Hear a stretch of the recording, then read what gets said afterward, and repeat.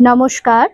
আমার আজকের নিবেদন শুক্লা মৌলিকের অনুপমা।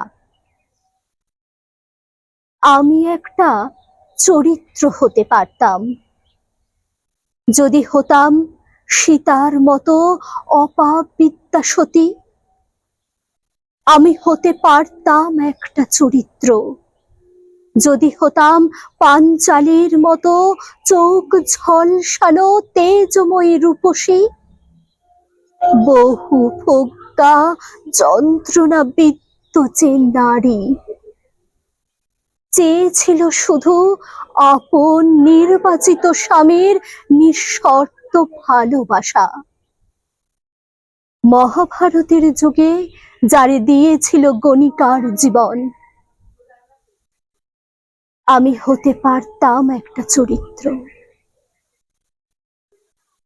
যদি হতাম রাধার মতো কলঙ্কিনী কৃষ্ণপ্রিয়া, অথবা স্বামীর প্রেমে বঞ্চিতা পাষাণী অহল্যা। তাহলেও হয়তোবা চরিত্র হয়ে উঠতাম না, কোনোদিনই একটা চরিত্র হয়ে উঠব না আমি। লোকে আঙুল তুলে দেখাবে না, বলবে না ওই দেখো গো সে যায়, আহা কি সতী লক্ষ্মী। বলবে না ছি ছি কি কলঙ্কিনী। আমি যে সাধারণের চোখে সাধারণতম এক নারী, কিন্তু কোনো দিনই যা কেউ জানবে না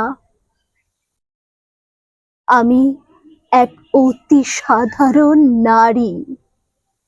বুকের মধ্যে বয়ে বেড়াই সূর্যের মতো জ্বলন্ত অগ্নিপিণ্ড, অসংখ্য হতাশার বাঁধ ভাঙা উচ্ছ্বাস।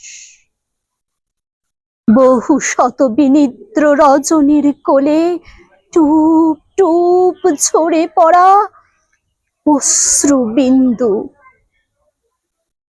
ঢাকা থাকে।